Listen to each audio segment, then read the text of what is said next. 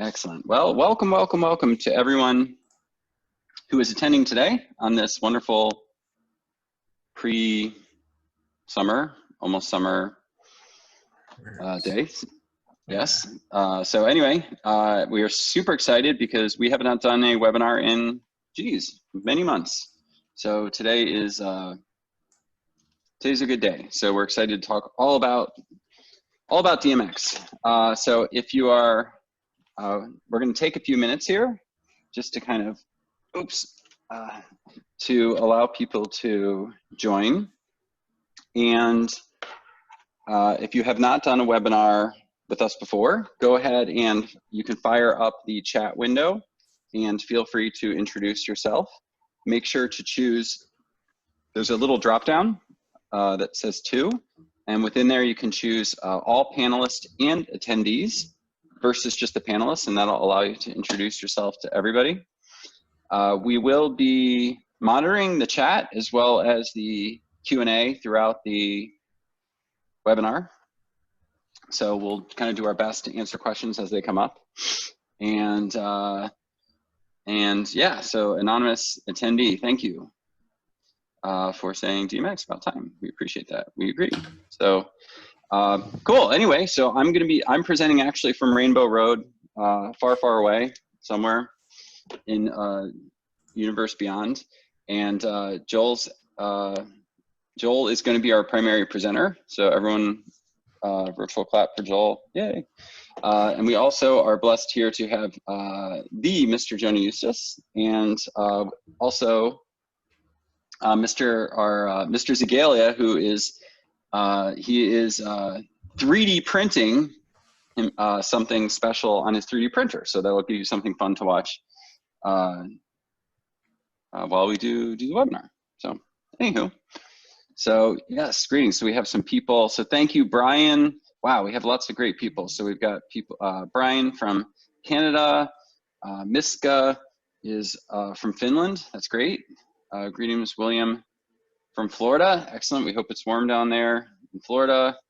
It's warming up here. Yes, I do not want to fall off. This is the level where you can fall off of this Rainbow Road. And I know they've changed that in several Mario Karts. And Cleet, Pyrocleet, Joachim, I'm going to go for that, from Germany, Deutschland. Willkommen. And this is great. James, Eric, a whole bunch of good people. So this is great. So this is going to be a really nice kind of private session. And I'm trying to think, is there anything else I missed, guys, that I'm not mentioning before I'll kind of introduce the purpose of the seminar and we can start to dive in. So I don't believe so. Okay. Maybe wait a couple more minutes. Maybe we'll wait one more minute here. Yeah, I think just a little bit. 70 something people. Yeah. So we'll probably pick up another 5 or 6, which is great. So and also note that at the end, so one of the great things about these seminars is we try to make it really relaxed. This is meant to, we'll be broadcasting this we'll be saving a YouTube video and placing this on YouTube after this. So you can always go back and rewatch it. But it's meant to be super casual. So this is meant to be relaxed, not rushed. We're going to answer questions. We'll also have a Q&A at the end. So if there's any questions that we don't answer, we'll make sure to address those afterwards. And of course, you can always contact our wonderful support team for any questions as well. So even though this isn't your only time to learn about DMX. And the only other thing I'll say is that there's 2 different webinars. There's the webinar for today, which is really, really focused on the basics of DMX. Right? So if you don't know much about DMX or have not used DMX, you're in the perfect spot. We're going to go really slow and hopefully walk you through it really easily, so that the goal is you can come out of this and be able to put lights and all kinds of other fun devices into your show. And if you're looking for more advanced DMX capabilities, we are going to do a second webinar that's going to be run by the team from Finale 3D, which is Drew and Will. So they'll be going into all kinds of crazy, awesome things that you can do with the Finale software with DMX. They've done an incredible job of tailoring the application specifically for COBRA, which I think they've done an incredible job. You can just pretty much do anything.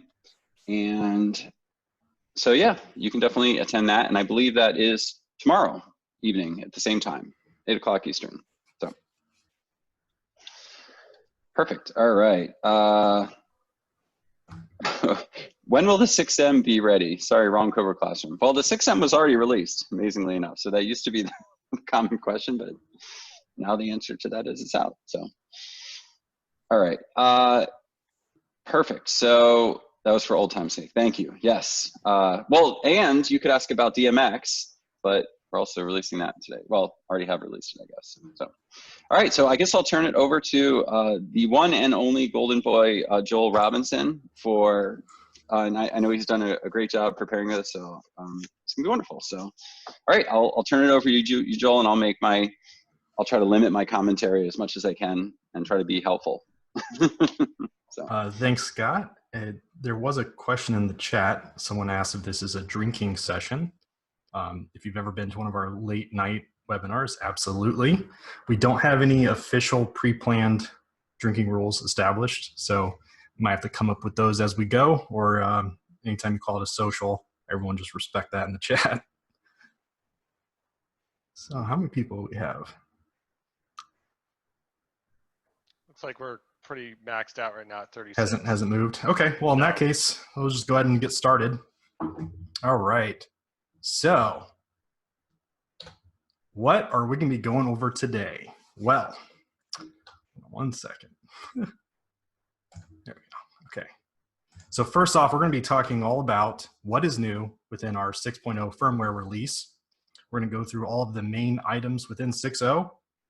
That obviously includes DMX, which is going to be the majority of our webinar today. So we're going to do a deep dive into DMX, what it is, how to use it with COBRA. And we're actually going to be doing a small DMX live demonstration. So what is new in 6.0? Hopefully everyone read our patch notes, so you're already familiar with these items, but we're going to go over them anyway. I'm first going to go over them on a high level, and then we're going to go through each of these on their own slides. So number one, we increased the channel and address limit. Number two, we added the ability to script an event, refire the same event within a script. We added the ability to set a variable pulse time within a script. We added what we call a hold to fire feature when manually firing. And then lastly, and everyone's probably favorite, is DMX support. So at this point, it takes us to our first pull break. So I have a fun one. This is to kind of break the ice, get everyone in a good mood. So the poll is, when was version 6.0 first mentioned on the COBRA Facebook group? I'll give you guys a second to answer. And yes, I actually went through the Facebook group to find the answer.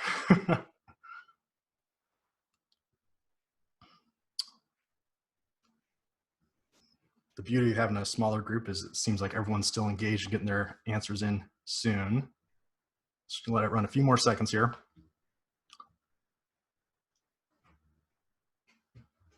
The question is, have we mentioned 7.0? I don't think we have. So that 6.0 will become the new. Well, someone better write it down that the first time 7.0 was mentioned was actually in a webinar. All right, we're gonna go ahead and close the polling. There is a few people that didn't answer, but that's okay.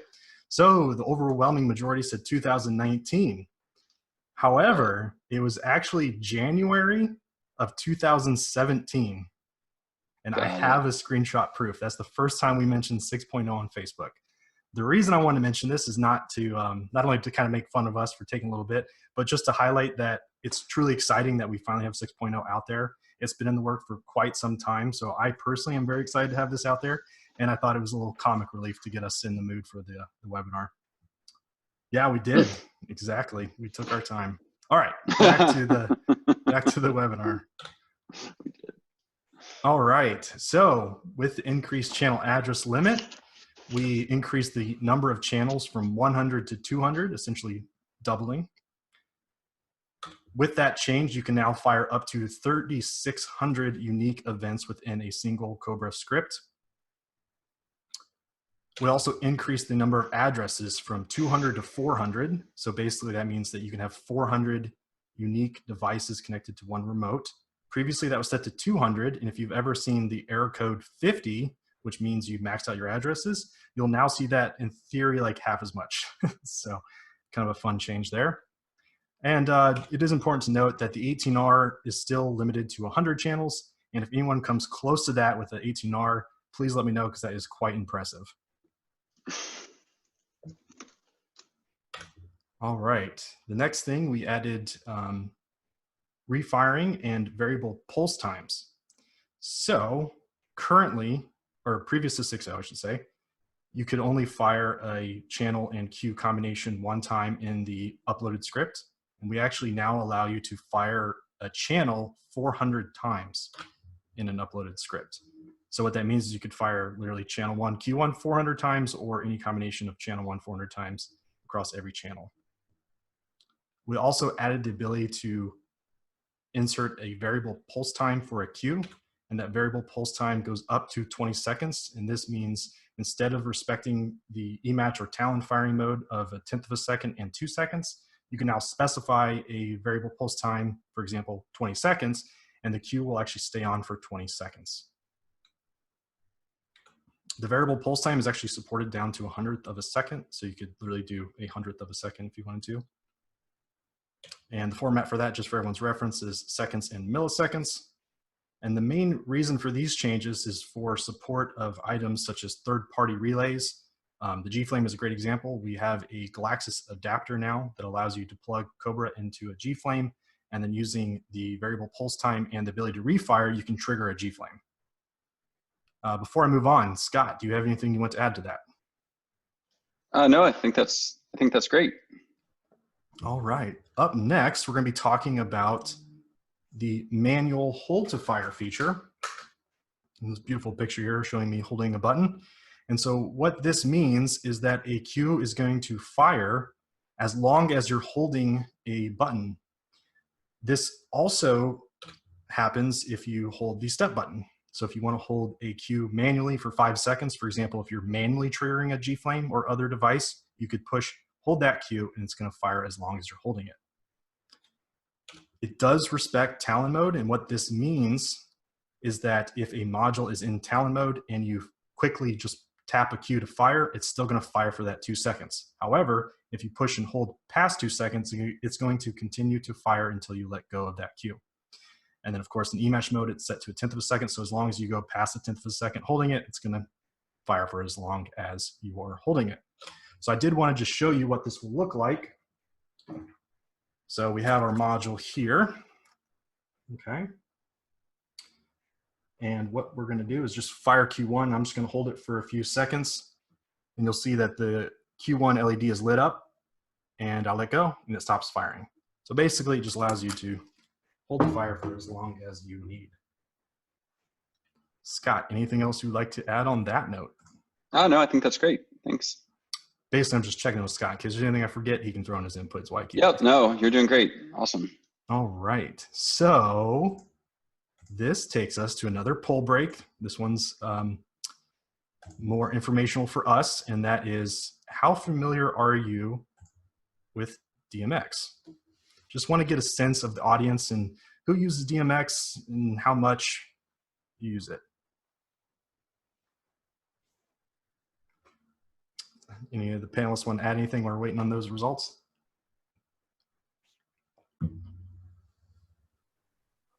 Nope. All good. All right, we are almost I realized I did not share the last result, the last poll results, so I'll make sure to do that here in a second. So it looks like enough people have responded. So an overwhelming majority is not at all. Well, that's what we're going to teach you today. So we're happy to have you here. Looks like a few people have used DMX before, and some, I probably should have put very familiar there at the end, but some are familiar. That's good. All right. All right, so now we are into the fun part, and that is, what is DMX? So I'm going to try to give you a high-level overview of what DMX actually is before we start talking about what COBRA does to use DMX. And the whole goal here is not to overcomplicate it where it'd be confusing, but just give you enough information so you get a general understanding before we move on to the COBRA side. So what is DMX? Well, it stands for digital multiplex. There's not going to be a quiz on that, so it's not like you have to remember it. Just a little background on what DMX actually is. It is a communication protocol that originated back in the 80s. Over time, it's been evolved. It's, oh, actually, let me do this one real quick. It was originally designed to be used with stage lighting.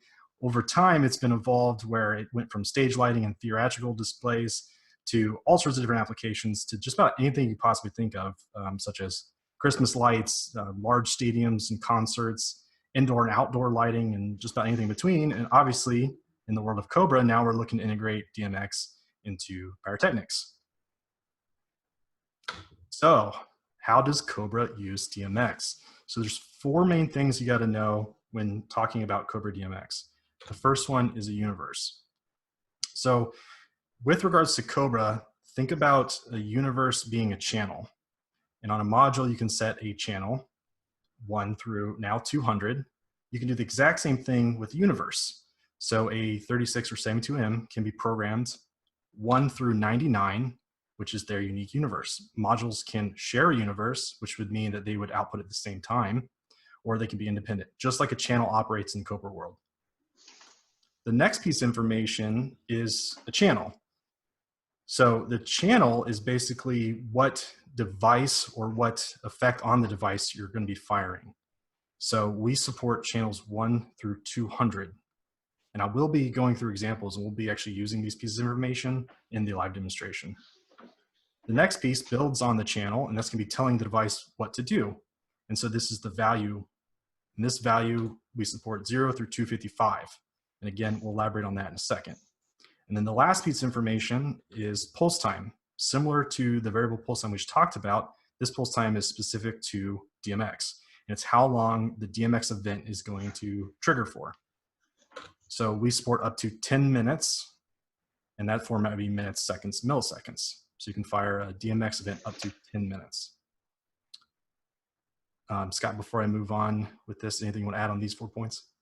No, I'll probably just repeat it. And I know Joel and I talked, just repeat it back. Yep. So what Joel's saying, and I'll just say the same thing, so, which Joel said very well. But yeah, universe is like, think about it as what module that you want to control for outputting the DMX. But like Joel said, you can put multiple modules on the same universe, right? So in which case they would kind of do the same thing, no different than what Joel was saying. If you put 2 modules on the same channel, they would fire at the same time, right? Normally, best practices design is that you would put different modules on different universes, right? Now, the problem with channel, like Joel said, is channel's the same. It's not the channel that you think of with COBRA. It's what's called the DMX channel, right? And the channel is kind of like, think of that as the specific hardware device that you're going to control, but more specifically what feature on that device, right? Because actually DMX hardware devices, as Joel will get into, actually can have multiple channels, which is kind of like different features, right? And then the value is, what do you want that feature to do? Because different value ranges can do different things. Like, you know, maybe a certain value range would control the intensity of an LED, right? And then pulse time is how long do you want that feature to last for, right? So I'm kind of saying all the same things that Joel's saying, but sometimes it's helpful to hear things twice. So, okay. Thanks, Scott. So more on the firmware side of DMX and COBRA. This is just informational. So a Pyro and a DMX event can be in the same script. So it's not like we have separated it between 2 different types of scripts. They can all be in the same single script. You can also use a step event or a step time to trigger a DMX event. Some more fun information. We support up to 10,000 DMX events per script. And to just elaborate further on that, we support 3,000 DMX events per universe, which would essentially be per module. All right, so then this is regarding the hardware of COBRA. So DMX, I briefly mentioned this earlier, but is only supported on the 36 and 72M. So the picture in the background here, on the left, you'll see a standard USB port that's on the module today. And so we have an internal adapter that replaces that USB port with an RJ45 port, which you'll see on the right side of this image.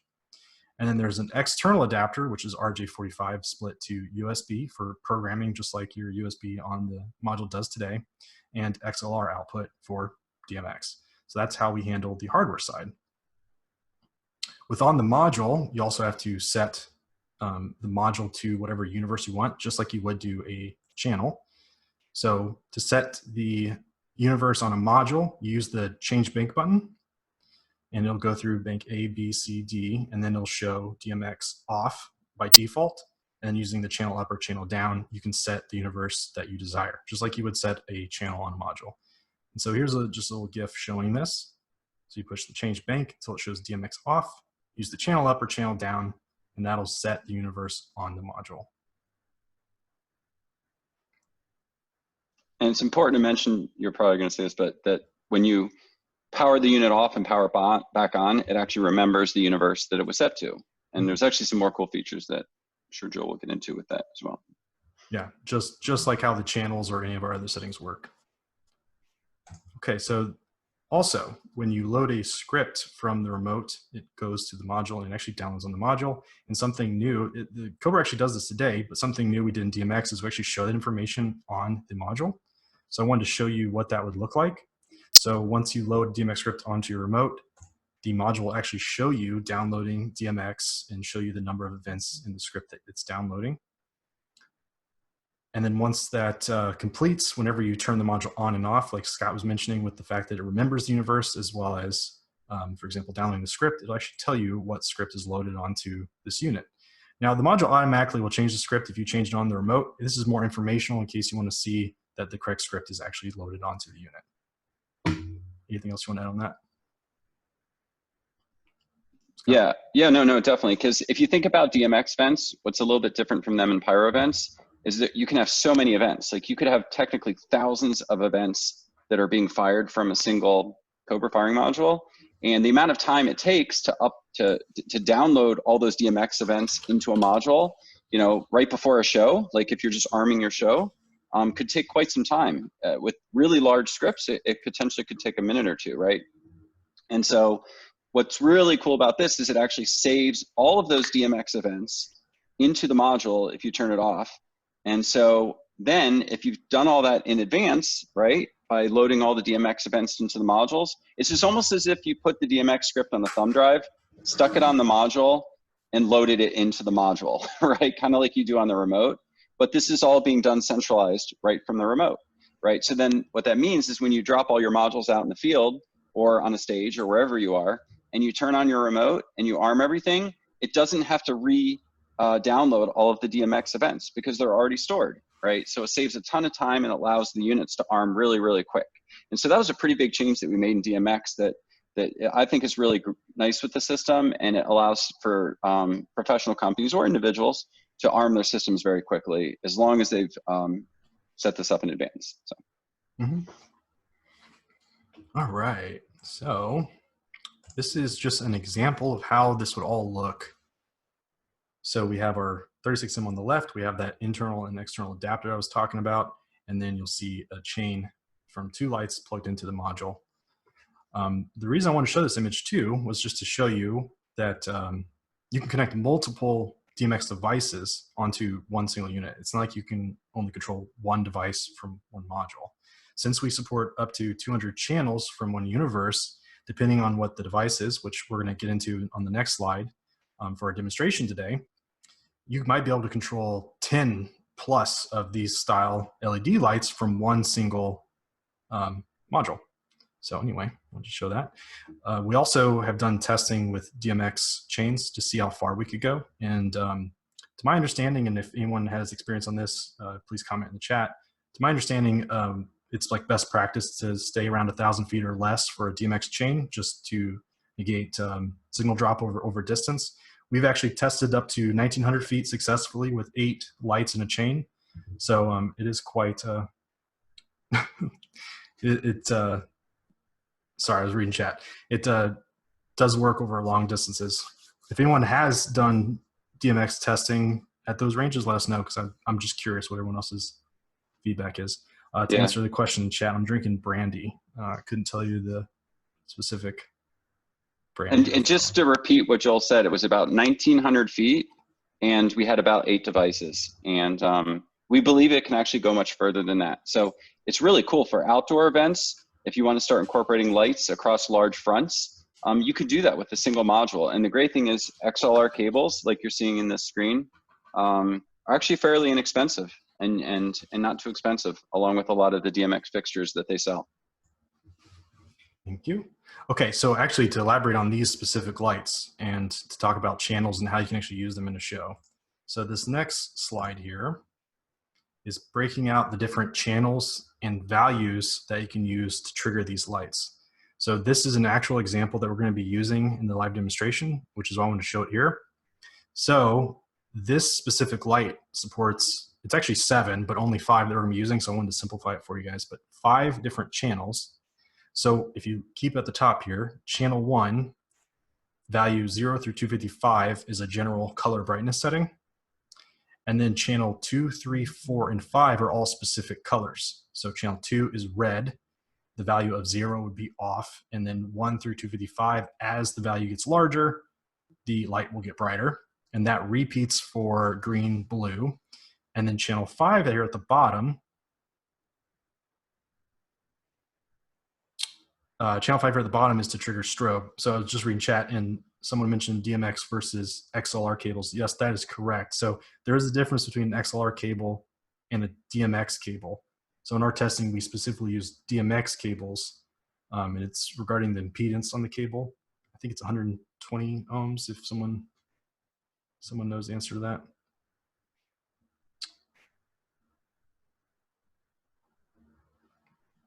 You guys hear me? The impedance on our XLR DMX cables are about 110 to 120 ohms. Okay, Yes, correct. That's what I thought. Yeah, DMX is 110. Thank you, Casey.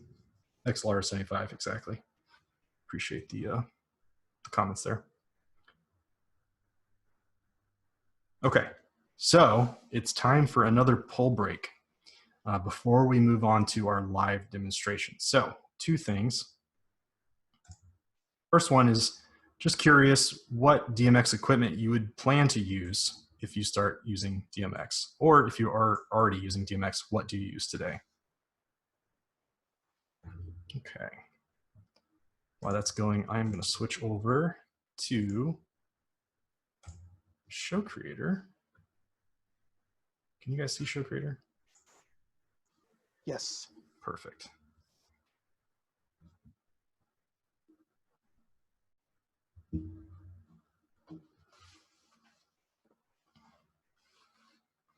Okay, so once we wrap up these polls, now what we're going to do is we're going to go into COBRA Show Creator. I'm going to show you how to use or how to script a DMX script. We're going to go through a very basic example first, just to make sure everyone's on the same page and understands, and then we'll try to maybe go a little more advanced and have some fun with it.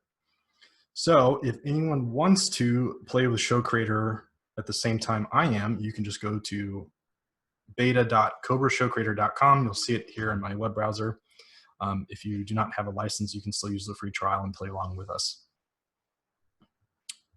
All right, so we're going to go ahead and end this poll. I'm going to share the results. It was a multiple choice. That's why the percentages do not add up to 100. Looks like a majority of you definitely want to play with flames and lights. Makes sense. Some of the spark and fog and stuff don't quite make sense for pyrotechnic displays, but good to see those results. I have one additional poll. This one is more for, well, I hope you guys get it. If you're under the age of like 45, I hope you get it. Also RIP, yep.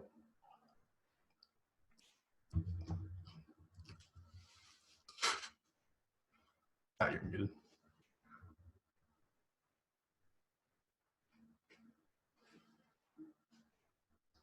Someone mentioned in the chat to the panelists, lights on drones, maybe one day. Have you seen some of those drone light displays? They are quite intense, like where you might have 200 drones in the sky that all coordinate to make shapes or even strobe patterns, all sorts of different fun effects in the sky. And a lot of times you'll see them independent or even integrated with fire shows. It's kind of exciting. To answer your question, Casey, that is an Ender 5. Great printer. All right. Not as many people responded to this poll. I assume that's because you didn't know who DMX was.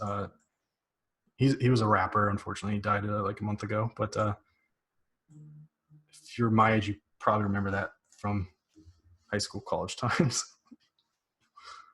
Anyway, let's move on to Show Creator. So this is for the panelists. I'm going to be looking at Show Creator. So if I'm going too fast or I'm missing anything, there's any questions, just go ahead and jump in there and tell me to slow down.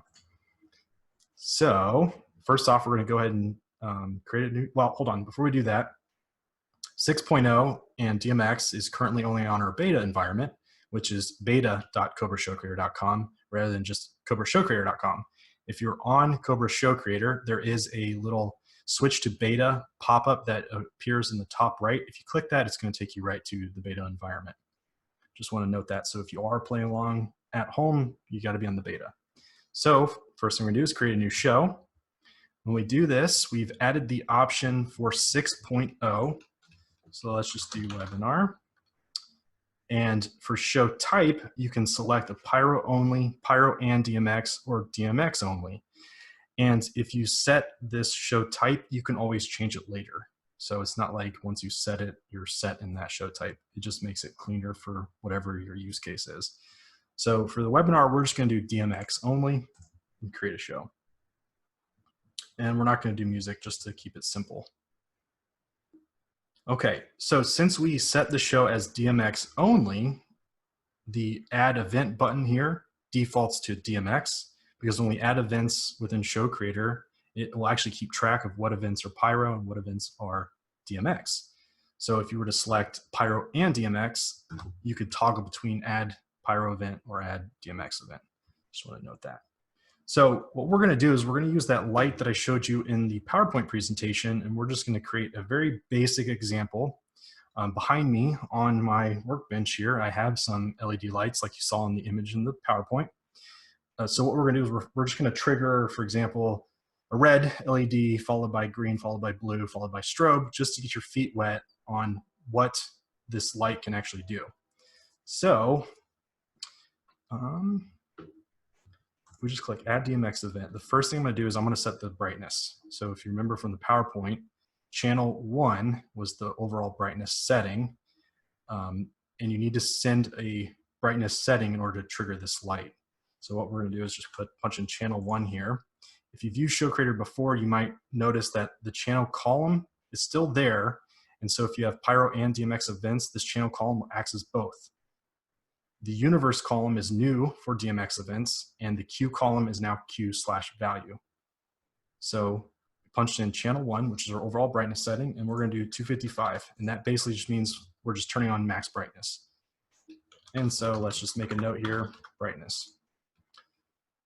We don't have to set a pulse time. We're just setting the overall brightness here. So I want to add another event just to trigger a red LED. So we're going to click Add DMX Event. And I'm going to come in here and I'm going to set this at 5 seconds. And then so to trigger a red LED, you need to use channel 2.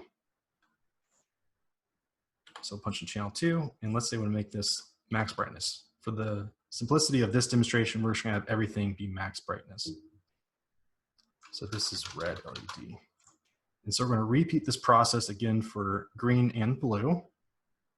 So if we add another DMX event, we're going to change this. Oh, hold on 1 second. How long do we want to trigger the red LED for? So I was thinking like something like 2 seconds before we switch to the next one. So over here in the pulse time column, if we add in 2 seconds, what this means is this red LED is going to turn on and stay on for 2 seconds. So now we're ready to add the next event. So we're going to go to green. Also do 255. And we're going to keep that the same and do 2 seconds. So hold on a second. We're going to change the time. So what's going to happen is at 5 seconds, red LED turns on for 2 seconds. And then let's say at 10 seconds, green LED turns on for 2 seconds. Hope everyone's following so far. Make sure to speak up if you have any questions. So then the last thing we're going to do is a blue event. So we're going to add another DMX event. Let's go ahead and set the time to 15 seconds. and then we're going to do 4, which is blue, 255, blue LED, and 2 seconds. So at this point, very basic script, but we're just triggering each light at 5-second intervals for 2 seconds each, right? Actually, let's go ahead and do a strobe too. So we're just going to insert below here, and let's say at 20 seconds, we want to add a strobe effect. That was channel 5. So if we punch in 5, and the value of the strobe effect dictates how fast it blinks. So 255 is very fast. So we're going to just go somewhere in the middle. So we're just going to punch in 100. So it's just a slightly slower strobe effect. Okay, good strobe. So we punched in the strobe here, but now we have to tell it what light we want to strobe. So for example, if we want just a red strobe, what we'll do is we'll insert below, and we'll change this to a red LED. Sorry. And then let's say we also want to do 2-second pulses. So now we're going to do red LED for 2 seconds, green LED for 2 seconds, blue LED for 2 seconds, and then red LED strobing. Let's just use this as the first example. I'm going to go ahead and save my show. I'm going to download this script, load it onto my 1802, and then I'll show you on one of my lights here what this will look like. And then we'll come back and we can try something a little more advanced, maybe do some chases or something fun like that. Before I export, duration versus pulse time. Good question. So the duration is the duration of whatever you're triggering. Like, for example, a flame machine. If you pulse the flame for 2 seconds, that's how long the flame's actually outputting. But let's say the flame has 10 feet height or something like that, and actually hangs for 3 seconds, aka has a 3-second duration. So we've broken out pulse time versus pulse time for how much you want to fire it, and duration how long actually you see the effect. I don't know if I did a good job explaining that. And just to clarify for that, pulse time is functional, meaning whatever you put in that pulse time, that will actually dictate physically how long that's on for, whereas duration is more informational, correct? Right. Okay, so we've saved our show. We're ready to export. I'm just going to click export here, download my CSV file, and going to, oops.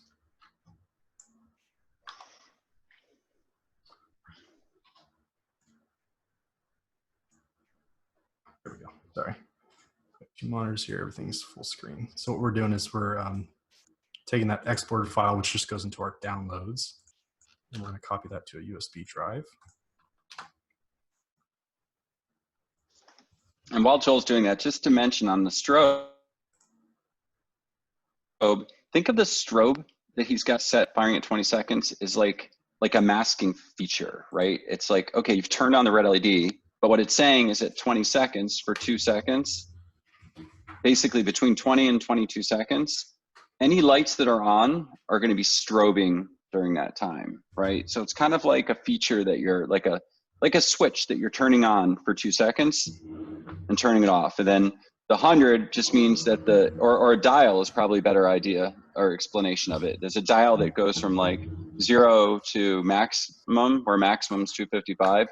And Joel set it just to 100 out of 255. So about a little less than half of the strobe intensity. So any light that's on from 20 seconds to 22 seconds will strobe during that time. So.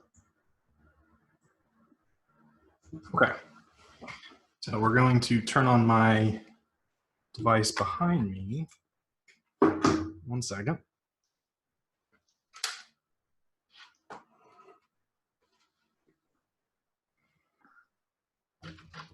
Alrighty. So this light sitting right here is the one we're going to be triggering. And so everything on the 1802 as far as loading a script and starting the script, it's all the same as it always has been. So I just want to note that. All right. So we are ready to fire. There's a U that displays. I'll go over that in just a second. So you see we have a red LED. green, then blue, and then lastly we should have a red strobe. Right. All right. So literally in that few minutes, we were able to create a small script and fire that LED. So the U, before we move on, the U, when a universe is firing, the remote will show U and the universe number. So that was the best way we could have the remote show that was actually firing a DMX event. So before we move on, is there any questions? Is everyone following along? I don't see the chat is very quiet tonight.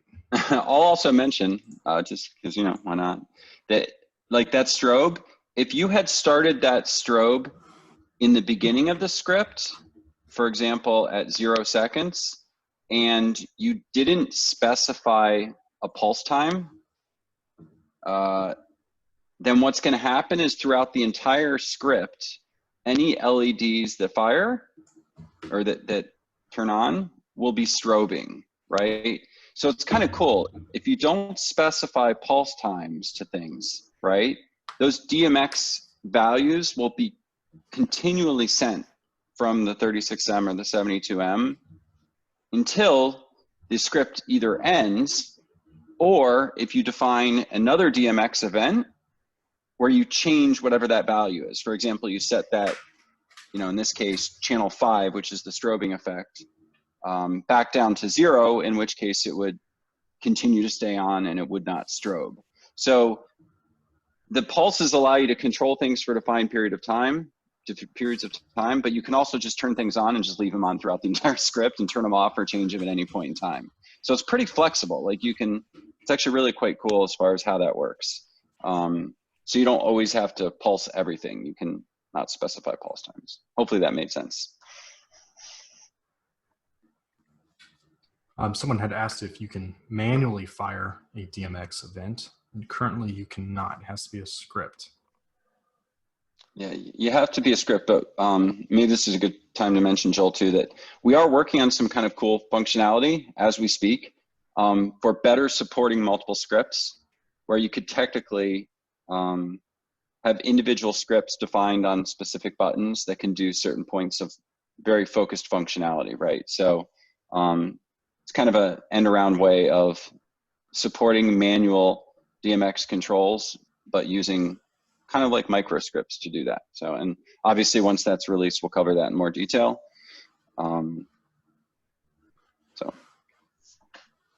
There's a message in comment about 0 values. Do you want to touch base on that? Sure. Can DMX, this is, so okay, so you can put 0 value on a channel to stop the light. Absolutely, exactly. So you could technically, like, okay, imagine this. You could turn on your red, green, and blue LEDs in the beginning of your script, like say at 0 seconds, right? Then at any point in time in the script, and imagine if you specified no pulse time for those. So just think about it as like 3 switches that you're turning on, red, green, and blue, right? Then you could use the brightness channel, which is channel 1, at varying points within your script to turn on or even control the intensity of all 3 of those LEDs. So you kind of have to think about, in some ways, the universe as a specific module that may be connected very commonly to a single type of device, like in this case, an RGB LED. And each of those channels kind of represents either switches or dials that do different things. And you can have those dials turn to certain levels and turn off after a certain period of time, or you can kind of set them permanently by not specifying a pulse time and then changing their values throughout the script, right? And I know that may be a little confusing, but hopefully it's not. DMX is a challenge, and I'm sure, you know, Joel's mentioned, you know, and we'll mention, is that practice is one of the things that allows you to get through it, and then having someone to support you, hence us, to answer questions, right? And also our community. So we definitely encourage people to on our Facebook group page to start scripting in DMX and offering help and questions to other people. But yes, Ira, DMX is now supported from 36M and 72M firing modules with an adapter kit that's on our website. Okay, so. Should I answer William Horn, or do you want to do that one, Joel, on the QA? He asked about DMX script to complex scripting for moving headlights. I can answer it if you want. Oh yeah, go ahead. I didn't have the. Oh, it's okay. Yeah, sorry. In the Q&A, so the one question was, well, could COBRA be used to script moving headlights? And the answer is absolutely. The only reason we're showing you guys this RGB LED right now is because it's a very simple example of a DMX device, okay? There are even simpler devices, like let's take like a fog machine. There's certain fog machines that have one channel, and it's just on and off, right? And some of them have maybe lights that can make the fog turn colors, right? Or you may have a moving headlight, which does everything that we've talked about today to a degree, but it may have additional channels where those channels are like features that may include rotating the direction of the light, right? Where does it sit 0 to 360 degrees? Perhaps there's another channel that controls the angle of the light. Maybe there's another channel that controls the speed of how fast the light moves when you change its position, right? So every DMX is really, when we talk about it being a protocol, it's really just a format of data that's fairly generic that can be used to control features, you know, the channels. The values control what those features do, and then those occur within a universe, which is basically, you know, a grouping of items, or in our case, like maybe a module, but modules can also share universes, right? So it's definitely not the simplest concept to understand, but once you start getting the grasp of it, it makes sense. Yeah, the webinar tomorrow that's hosted by Finale, I'm sure they're going to go into much more in-depth demonstration on some of those more complicated lights. We actually released a little teaser that Finale did that includes a bunch of those moving headlights. So I don't know. Yeah, we can share that in chat.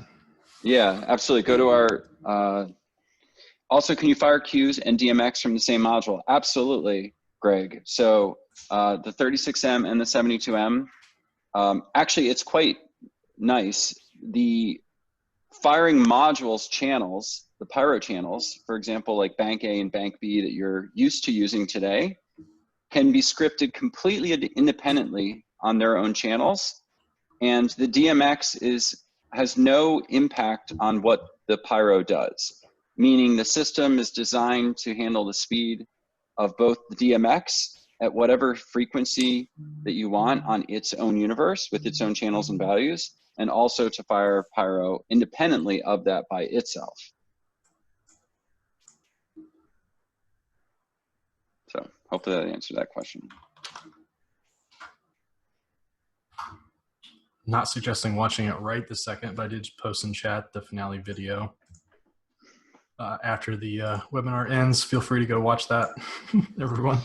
Yeah, and that video is actually quite cool because it was designed within Finale 3D, and there's one 36M that controls all. It's obviously a very controlled little test, but you can imagine that on a larger scale with bigger lights across an entire stage, right? And all that's being controlled with a single module, and it's not even really even pushing the limits of what that module can ultimately do. Yeah, there was a few questions about, you know, firing pyro. I know you answered it, but there was another one about firing pyro in DMX. Yeah, you could have a 36M fire all pyro events as well as up to 3,000 DMX events from a single module. So it can actually do a lot. There's also a few comments about ease of scripting and things of that nature. So if we go back to Show Creator, I was going to talk about how you can use multiple devices on one module and show you how to do that, and was going to briefly touch base on the ease of scripting and how we're going to, you know, kind of work on that in the future as well. So there's there any questions we missed? Otherwise, I might just go back to show creator. I think you're fine. You can probably go back in. Okay. So before we create a new example and try to get a little more complicated, I do want to mention we have a couple features in show creator to try to speed this up. It's going to be elaborated on in the future, but I do want to point these out. So if you're familiar with show creator today, we have a My Fireworks section that you can add firework inventory and add them into your show. We've added a My DMX effects to try to do the same thing. Now this is very raw right now, but if you wanted to add in, for example, red LED, green LED, blue LED, instead of punching in values or channels, you could preset those into your My DMX effects. And the hope is in the future that we could completely expand on this and make it so maybe like a red strobe, instead of entering 2 lines, you just insert 1 effect. So this is something you can take advantage of if you are planning on using show creator to script. And then, like we said, finale, you'll be able to see how easy it is when Will shows us tomorrow, scripting with finale as well. Can you click on just the add button just really quick, just to show some of the fields that appear? Perfect. Yep. So a lot of these, it depends on your setup. So if you have, for example, one 36M you're planning on using for DMX, you could preset the universe. Obviously, if you're using multiple 36Ms or multiple universes, you probably don't want to set the universe, but you can preset channels, values, the category. So that way it's just easier for you to add those events into your show in the future. Okay, so I'm going to create a new show. And what we're going to do is we're going to use 4 lights and try to create a little segment using 4 lights. So we're going to go new show here.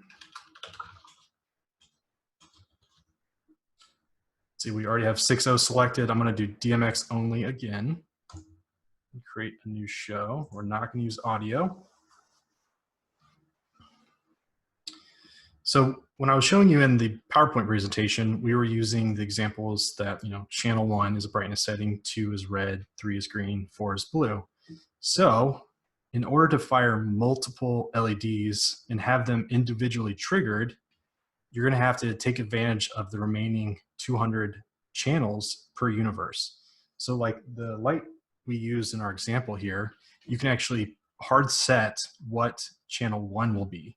So they come default channel 1 is brightness, but you can change it. So for example, channel 10 is brightness, and then channel 20 is brightness. So that way you could stagger your devices, for example, every set of 10 channels to trigger multiple lights completely individually or separate from each other, all from the same set of DMX channels in universe. So what we're going to do is we're going to assume that the 4 lights behind me is set to channel 1, channel 11, 21, and 31. So I'm just going in increments of 10 just to try to keep it easier. So first we're going to add a DMX event, and we're going to set our brightnesses for all 4 of these lights. So we're going to do 1, we're going to do 255, there's just max brightness. Let's do brightness setting. And so I'm going to select this event and I'm going to duplicate. And then all I'm going to do is change this next channel to 11.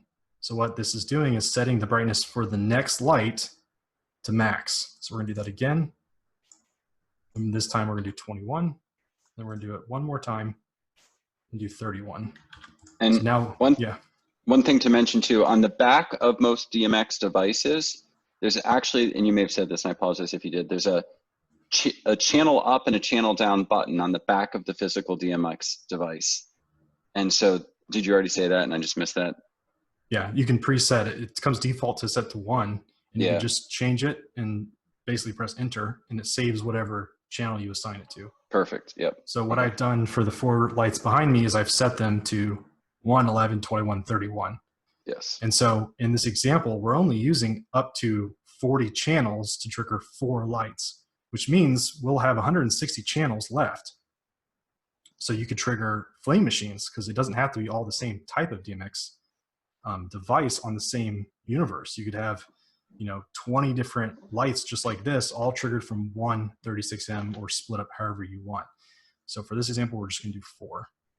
So let's just trigger every single light all just one color. We'll just do red for simplicity's sake. So what I'm actually going to do is I'm going to select all these and I'm going to duplicate. So then from here, I'm going to change the time to 5 seconds. So I'm going to right click again. I'm going to click Shift Cues. I'm going to set it to 5. And so what this did is just easily copied my set of cues. So that way I can come in here, and if I just change the channel on each of these, it'll set it to a red LED. So in this case, for the first set of the first light, channel 2 is red. So for the next one, it'll be 12, because it's just the second channel on whatever I set it to, 22 and 32. And then just for simplicity's sake, we'll just get that down the line.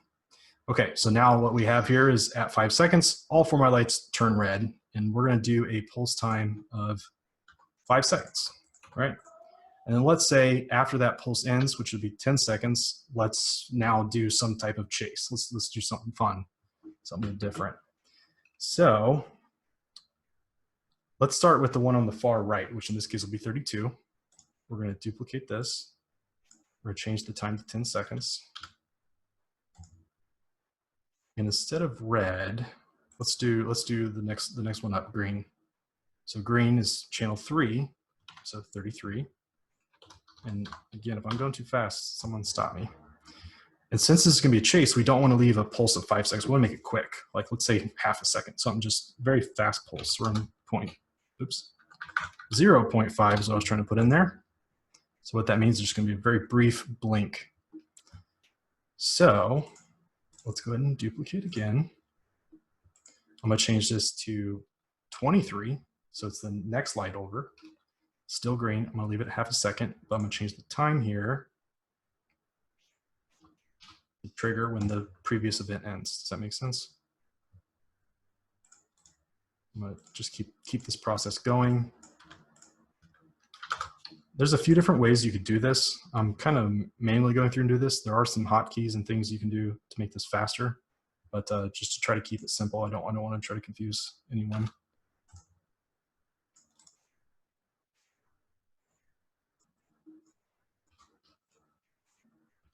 Okay, so we just completed a right to left chase, half a second interval, green LED. And then from there, let's say we want all the LEDs to turn on. So you can trigger green, red, and blue all from the same light. So that's what we're going to do. And let's say we'll just give it like a brief second. So at 12 seconds, we'll trigger all LEDs. So I'm going to go ahead and we'll just add DMX event. Change this to 12. And this is where it gets kind of fun. So do we want to do all 4 lights? Or do we want to do any feedback from the audience? No? All right. We're just going to duplicate. Oh, hold on. Let's do 255.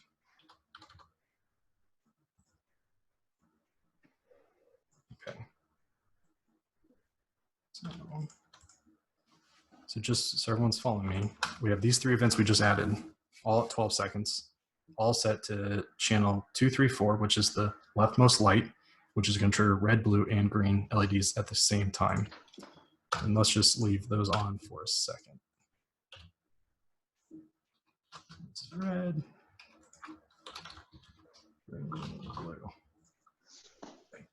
So I'm going to duplicate this. And then I'm going to change this to 12, 13, and 14 to trigger the next light.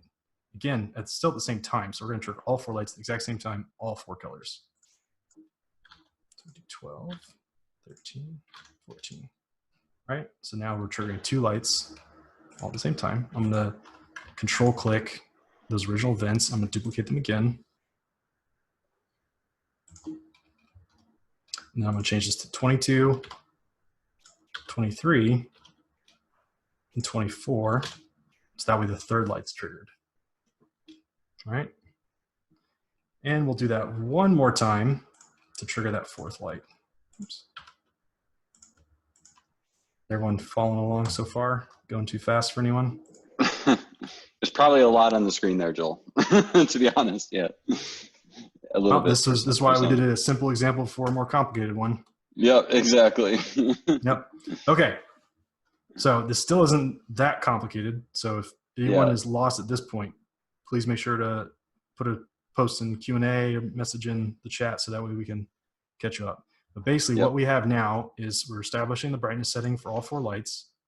Then we're triggering red on all 4 lights for 5 seconds. Then we're doing a green chase from right to left, half a second, followed by all 4 lights, all 3 colors, all at the same time, right? Okay. So do you guys want to see that, or do you want to keep adding more to the script?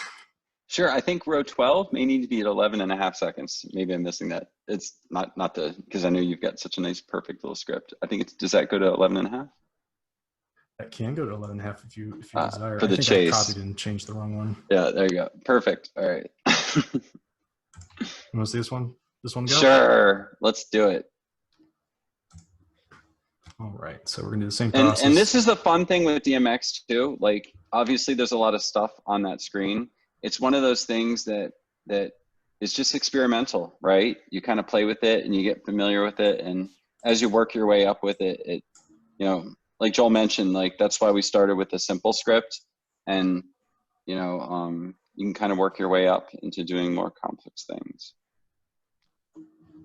Joel, there is a question from Brian. If you were setting brightness on every event at 255, which is max, I don't get starting off by setting brightness with the first event. So like all your reds and greens and blues are set to 255. How is that different from just setting the brightness right out from the gate? So these lights require that first channel, which is the brightness setting, to trigger any other color. Honestly, I don't know the good answer to that, why you need to trigger that first and why you can't just use the color brightness. Because the color brightness, let's look back at my script here. So like if I changed this 255 for this red, even though I set it 255 here, this brightness setting is going to trump the one before it. So like if I set this to 100, it's going to make a dimmer red light trigger. So I honestly do not know why those. I mean, I think part of it too is master channels basically. Yeah, that's what Brandon kind of made a good point. It's the master fader. So you could set, like, if you had a whole bunch of different, you know, for example, using this light, you could set, let's say you wanted red to be at 50%, blue to be at 100%, and green to be at 10%. And that created the perfect color combination of what you wanted. You could turn that master fader, as Brandon used that term, on and off at any point throughout your script. So you're kind of like establishing these presets for all the features of your DMX device. And then that one single first channel is the master control of all of it, right? So. Okay, so we are, all right, let me turn my camera here so you guys can see this lovely makeshift setup I have. Okay, so we're looking at these 4 lights that are suspended from the workbench here, not the one in the middle, the 4 up top. So, and if we have done this all correctly, what we'll see is red trigger first, then green from right to left, and then red, green, and blue all at the same time across all units. All right? You guys ready? Don't blink. Ready. Let's count down now. Should see red on all for 5 seconds. Or green chase. All ODs, and that's it. There you go. Might seem like a short example, but does anyone need to see it again? Did everyone catch it? I can fire it again. Fire it again. Just takes 12 it was seconds. all that good work, and let's Script it do it all again. backwards now. Yeah, script reverse that. So we might be joking about that, but those are some fun features that we can absolutely improve on in the future to make this just easier and easier to script, right? Yeah, and show creators, I mean, it's quite obvious, and this is why Finale is going to do a great job tomorrow in the demonstration. Is Finale is, you know, if you actually look out at DMX for even lighting applications that exist in the market, there's companies that specialize entirely in software for designing lighting shows for complex stages and concerts, right? So COBRA show creators are very, you know, it's meant for small to mid-sized shows. It's very much kind of in a, you know, obviously it's going to get better over time, but it's more of a simplified spreadsheet view into design. you know, it's not quite the Photoshop of whereas Finale is more of the Photoshop of choreography, right? And Cobra Show Creator is a little bit more of a basic program as a stepping stone to something like that. But obviously with something like Finale, there's a bit more of a larger learning curve that goes with that. And with Cobra Show Creator, even though, you know, there's a lot of rows on the screen, for basic, simple examples, it's really not all that bad and difficult to understand once you get the hang of it. So there were a couple of questions, Joel, from Jake and Michael. I can ask them or answer them, and however you want. Where's the Michael question? Michael was asking if my DMX effects are like DMX macros. Like, are those mini scripts, or are those more just like? Not yet. So, like, for example, we punched in, you know, just blue, green, red. We could have those saved in here. So that way, instead of me manually typing in all that data, you just click insert. In the future, I would love to see things like macros, like you were talking about, where we could trigger, instead of having to enter 3 lines here, red, green, blue, you can have like an all lights kind of line. Eric asked, how would you script a fade from full bright to 0 over 4 seconds? Well, that's a great question. So with Show Creator, or with our lights in Show Creator, there's not a, it's all manual. There's not an easy way to fade it. I know some of the higher end lights do have fade options. And if I'm incorrect on that and someone knows a way, please let me know, because that would make my life easier. But to do a fade, you'd essentially just decrease this Q or the DMX value for whatever you're trying to fade over time. So let's just go ahead and just try that real quick. Yeah, and as Joel's doing that, what he's saying is, like, if you think about one of the channels that represents the brightness, whether that's the master brightness, which is channel 1, or for example, like channel 2, which may just be the red LED, at 0, if you're trying to go from say 5 seconds to 9 seconds, you would take that from say 255 of full brightness over whatever increment that you want, eventually down to 0 if you're trying to turn it off, right? So maybe you, like Joel's doing here, he's going from like this is very raw, rough way to do it. Yeah. Oh, I need to change the times. Yeah, so if we did, apparently I changed it on the key there. Sorry, once I fix this, it'll look way better. Yeah. Okay. And this, you'll see the transitions here. So this is not the cleanest, but it's just trying to get you an example of what you might do. And this will sort itself out once I fix it all.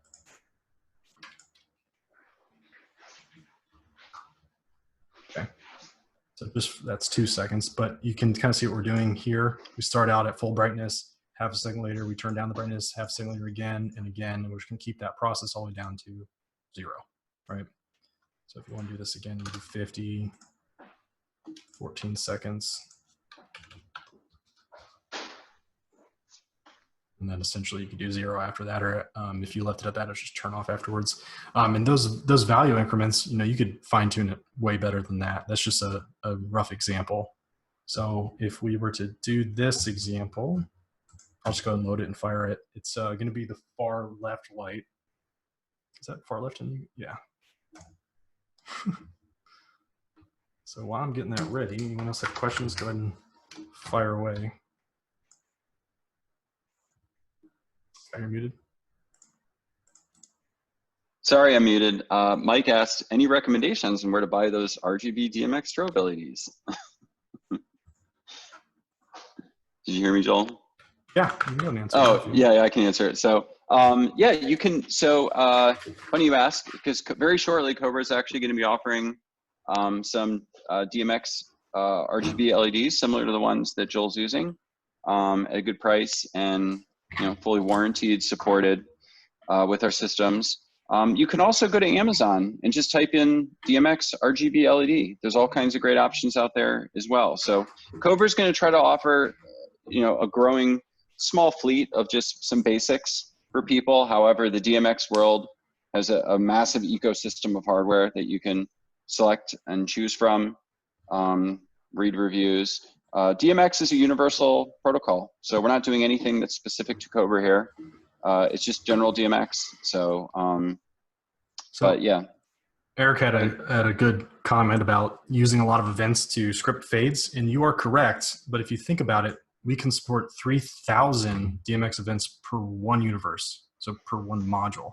So yes, you would go through a lot of events, but that's exactly why we have a couple thousand limit, just for those exact reasons. We also, the way we have our pulse time, so once this pulse time ends, did you talk about this earlier about when the pulse time ends going to 0? I think you did.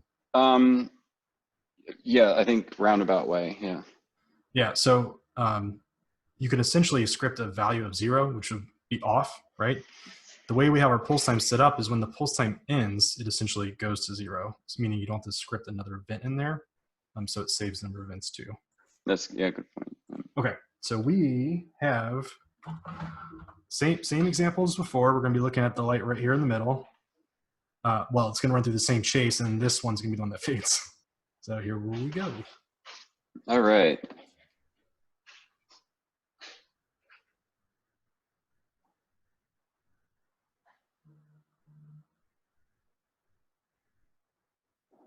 Yeah. Again, since I only did 5 fades, the more you do, the longer duration, it would obviously make that much smoother. Much smoother, But, yeah. Yeah. And maybe the angle is also not the best too, but you get the One of the cool things just to mention too is that think about these types of LEDs. They're actually very bright. Instead of using flame pots or strobe pots within your show, you can use these on front positions, right? So if you had a 36M and you wanted to run it across a several 100-foot front with some cables, it's a very cost-efficient way to almost kind of emulate or simulate a strobe pot or flame pot without having to use so many cues with the COBRA module on actual pyro. So kind of some neat cost-effective ways to simulate pyro without actually using pyro in some cases. And just so you guys know, these lights, well, go ahead, Joel, sorry. Oh, I was answering a comment. Go ahead. Oh, go ahead. You're good. Someone said they didn't actually see it. Is that true? You guys couldn't see the fade? I saw it. I saw it. Oh, the fade? Oh, it was, yeah, it's I saw it because I knew exactly what you had done. But for others watching me, it was it was a fairly quick fade. So, but it did fade. So also, yeah.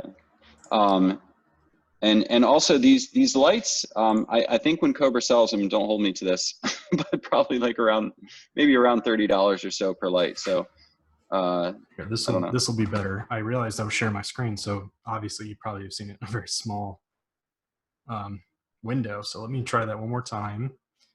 What we're gonna do is we're gonna spotlight video. So this should stay on mine, even if Scott's talking or anyone's talking, not just.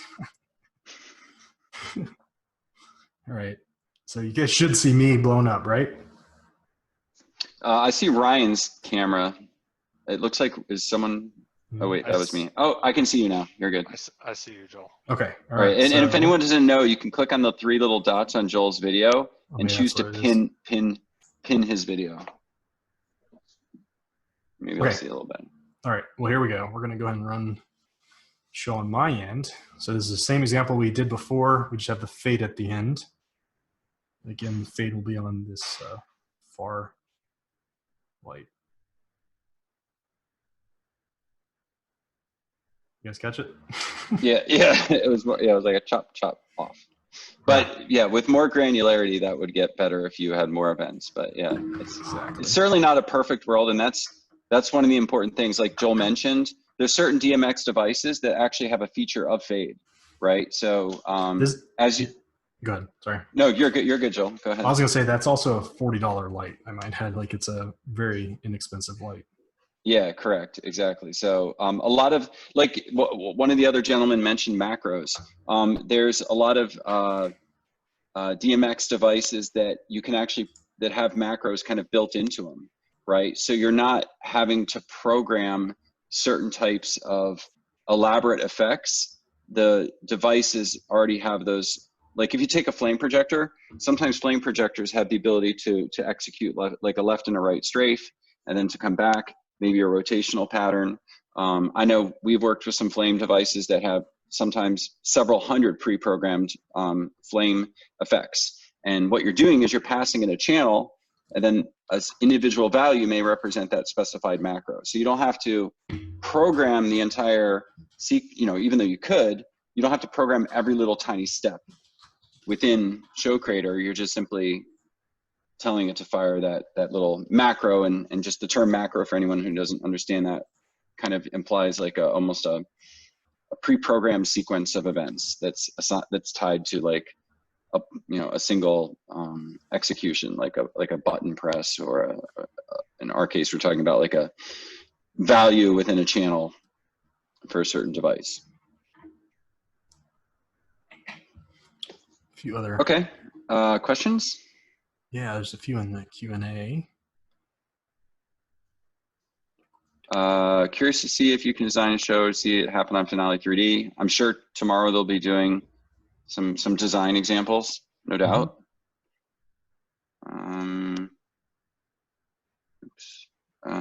Scott, does that include flame projectors? I apologize, Greg. I'm not sure what that was referring to with the flame projectors.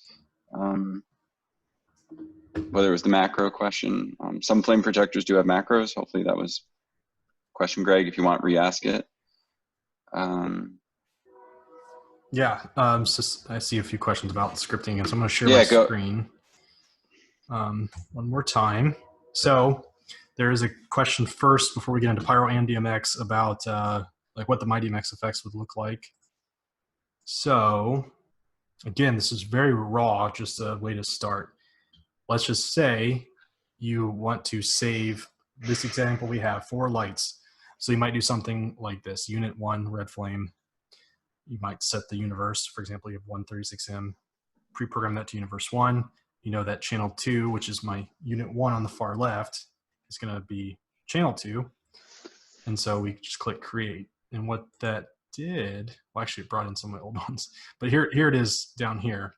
So when we're doing this fade, if we had this row selected, we can click the insert into event row, and that would just add that event in there rather than me having to manually type all the information. And you'll see it did 255.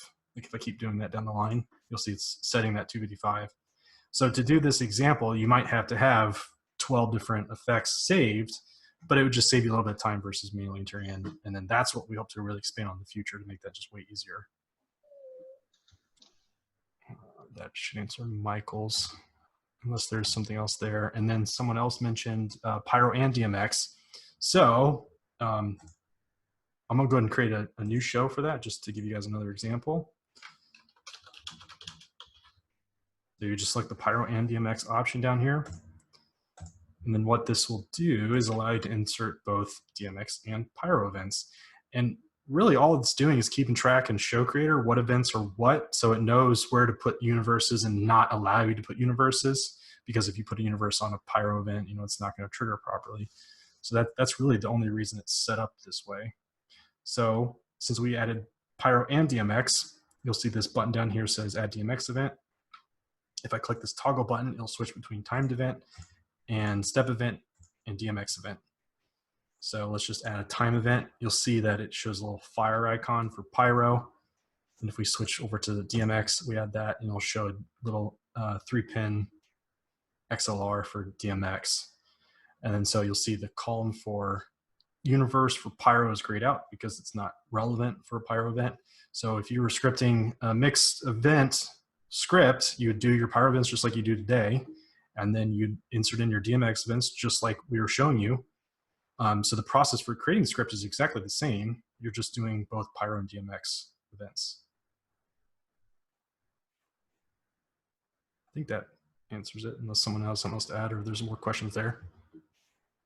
I can also mention that in our documentation from our online help system, we have examples of scripts that you can download into Excel as well. And we also have a fully documented script format. So there's actually it's not even FAQ, it's in our scripting user guide on our help system. It's called script format. It literally goes through every single field within our CSV file. So, you can use Excel to create these if you want, using formulas. And so if you're a bit of a geek with Excel, that's fully supported too. And thank you, Ryan, for putting that into the chat. Someone asked about a minimum event interval in DMX, is it the same as COBRA at 100 milliseconds? I can answer that, Joel, if you want. So right, with any DMX event, we do support timing resolution down to 100th of a second, although it's a little bit different in DMX world with regards to some of the accuracy, but we can support changing up to 200 channels, across all different 0 to 255 values in a very swift time period. So it's actually quite impressive how much DMX that you can send at a single point in time with the system without bogging it down. It won't bog down at all, in fact. So, So someone else was talking about time code. Yes, you can absolutely use time code to trigger COBRA, Pyro, and whatever other time code equipment you have. Absolutely. Yeah, and timecode SMPTE on the 18R2 can also work in conjunction with modules outputting DMX and modules firing Pyro. Technically, you could also run an audio box that plays audio and also feeds SMPTE in addition to 18R2 receiving SMPTE. So, I realized there's another show creator question, so I apologize. I'm going to share my screen again. And that is importing. So if you go to your My Shows, there is an import show option in the top right here. And so there is formatting you have to follow in order to import, but that's how you can import a show. If you have any questions or issues there, just reach out to us and we'd be happy to help you there further.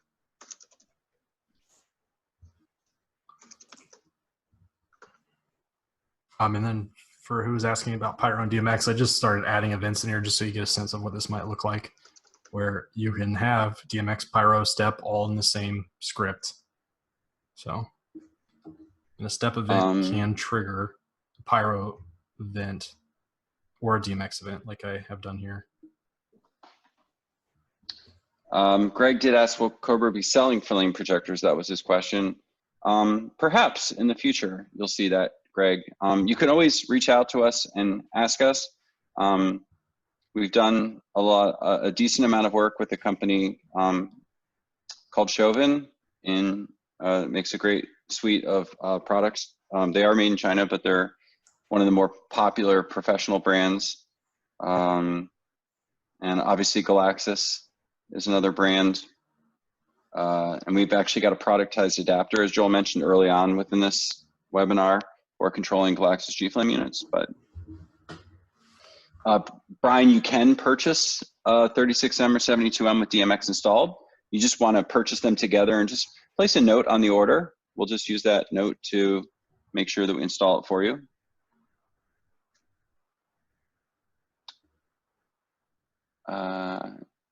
Since John asked, does it support moving heads? Yes, it does. We can support any number up to 200 channels across, technically it's actually 99 universes, 1 to 99. So absolutely it does support moving head on those devices. And Rob asks, can you merge scripts so that you can have multiple people working on one show? For example, person 1 does the first minute, person 2 does the second minute, and concatenate the scripts to the first. Do you want me to try to answer that, Joel? Yeah, go ahead. Okay. All right. So there's no functionality in Show Creator where you can like assign sections of a show to an individual user. However, if you had several people designing different, if you gave someone, hey, you get minutes 0 to 5, you get minutes 5 to 10, etc. Technically, you could all create your own show files and then just take the output CSV files and, you know, as you mentioned, you can concatenate or just kind of combine them together in Excel afterwards and create one single script file. But there's no standardized like section of show sharing functionality per se in COBRA. So.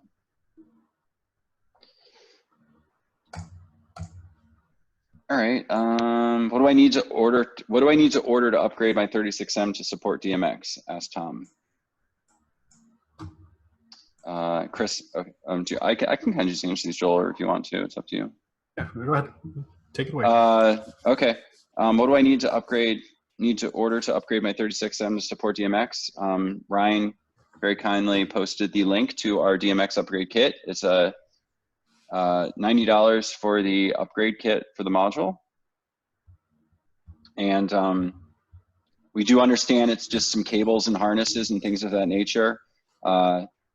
Understand that we put thousands upon thousands of hours into these upgrades, and certainly, you know, we don't charge any money for our firmware, and we don't make a lot of money on the upgrades, but a little bit.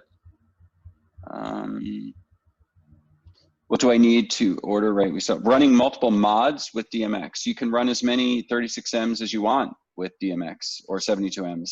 You can assign them to the same universe or different universes. So you can absolutely control multiple modules. Is the beta version stable enough for a live show?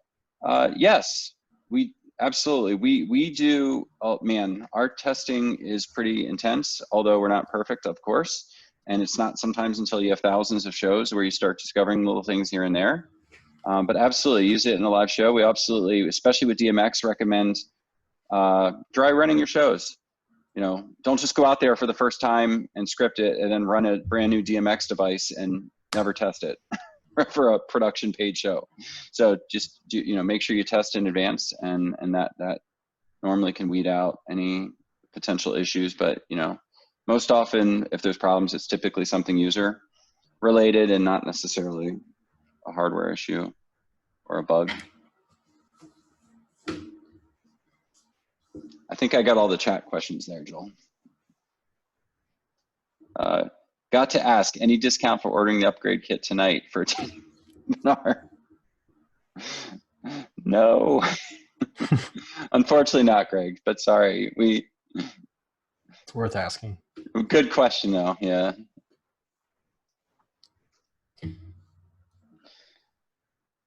All right, well, did you have anything else, Joel, that was burning on your to get out, or else left in your Well, I mean, I have some flame units, but I can't demo those inside, so yeah. Sorry, guys. So have to use your imagination. So, this is just the beginning, obviously. So thank you, Joel, for that amazing presentation.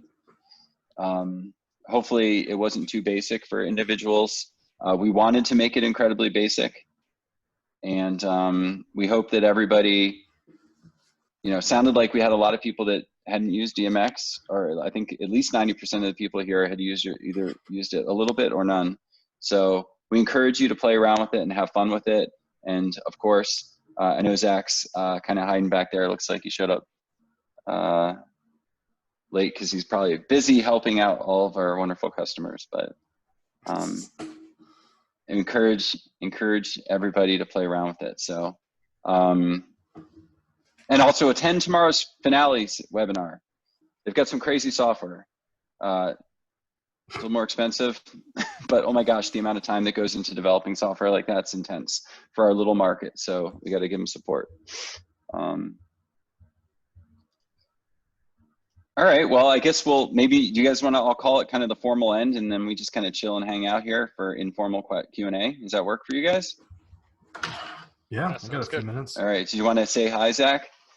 He's probably on the Yeah, phone. hey, how's it going? You know, I've been working in the background, okay? Yes, all right. But anyway, if anyone has any questions, obviously, you guys know how to go all of this. So anyway, we hope you really enjoyed it. So I'll call that this kind of the end. And thank you, Joel, so much for taking all the time to put that together. And we had some fun. So, all right. Yes, Greg, you can go back to 5.0 if you need to after upgrading to 6. Yep. Zach, you're too late. You can't comment. I just had to get one in there, okay? Okay. Is there a link to video tomorrow? You mean like this webinar on YouTube? Is that the? Yeah. We're gonna put it up. Give us a couple of days, but we'll. If you go to our support section, Ryan does an amazing job of managing all of our website content, and in the support classroom section, you'll see links to all of our previous videos. But just takes us a couple of days just to get the video up there, and you know. polished off, and edited. Does it work on porta potties? Depends on what you're trying to do. Yeah, I guess it could.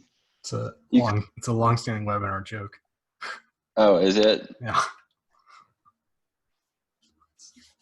It's like 6 or 8 webinars long. What is this? Is this Porta potty launching? Oh, porta potty launching. Strapping rockets to porta potties and launching them in the sky. This is a joke. I don't. Yeah, that's It's a a good real one. thing. Is it? Yeah. We had a very in-depth discussion about it.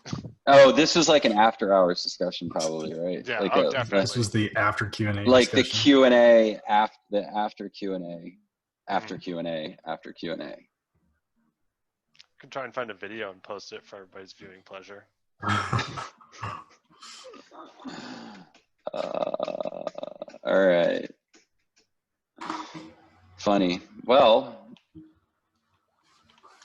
cool. If anyone's, how many people we got left?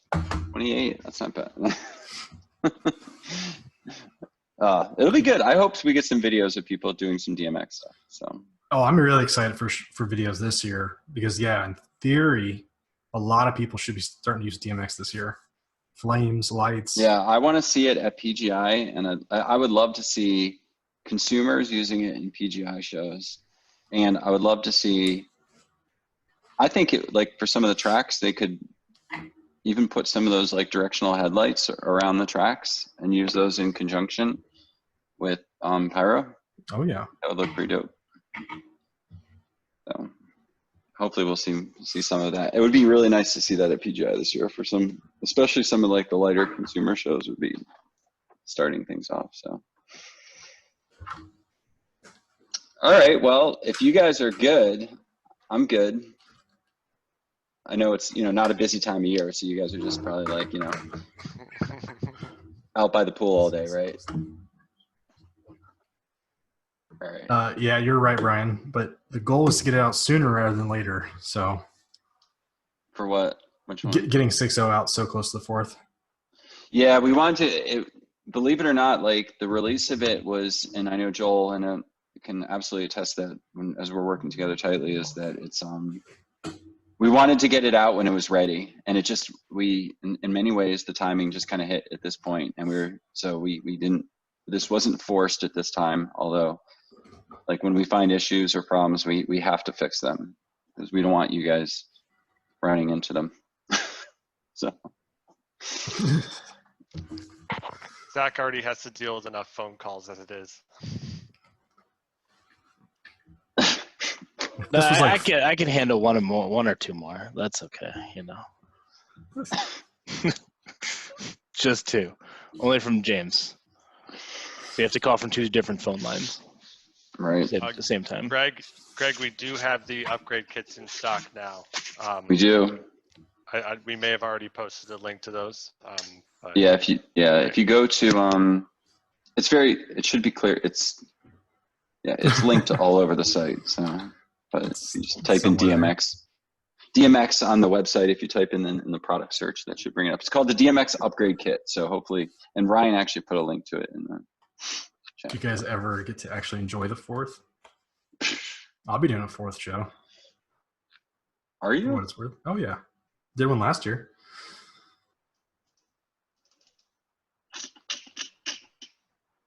Oh, thanks, Ryan. Posted it again. All right, guys. Well, I'm going to jump. Yeah, I got to go in here shortly too. So unless there's any other questions, I think we're good. So there is a two. We have 2 females at COBRA. 2? At least 2. 2, 1. At least 2. At least 2. 2. 2's right. It's 2. Tasha and Mick. Mm-hmm. Doesn't mention anything. So Neil said heads up link for the 6.0 firmware. Upgrade firmware doesn't mention anything about converting older snap sticks first. Fumbled around trying to connect. Gotcha. There may be something there, Zach, that with older, anyway, Thank you, Neil. We can We'll look- take yeah, a look look. into that. We'll take a look at that. So I appreciate that. I'm going to copy and paste this on your chat, and I'm going to make a note of that. So for tomorrow. All right, guys. Well, I'm going to jump. But thank you, Joel. Thank you, Jonah. Thank you, Ryan, for your amazing DMX 3D print, Ryan. And thanks for your fashionable late entrance, Zach, and making a cameo. Oh, you're welcome. Yes. Very fashionable. Speaking of which, if you want cameos from Zach, just go ahead and email help@COBRA Firing Systems, and he can, with your message, and he can arrange that for you. You Yeah. can. Yeah. I've started to take requests for voicemails. I'll record your voicemail for a low fee of $5. $5 Canadian. That's like $3.50 American. That is steal. What a steal! All right. I'll see you guys. Have a good night. All right. I'm gonna Nice I'm gonna go ahead and end it. So I'm just Bye. gonna kick everyone off. All right. So, Okay. oh, Bye. there's a I'm going to fall off the Rainbow Road.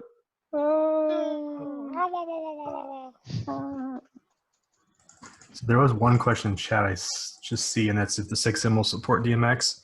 I don't believe so. Yeah, probably not. And unfortunately, guys, not anytime soon. There's a Yeah. I just wanted to- perhaps we'll do that. So Anyway, all right. okay, see you guys. I'm gonna go ahead and end it. So appreciate everyone coming. Make sure to come to the webinar tomorrow. Yay. Bye. See you guys Good later. night, all. Bye.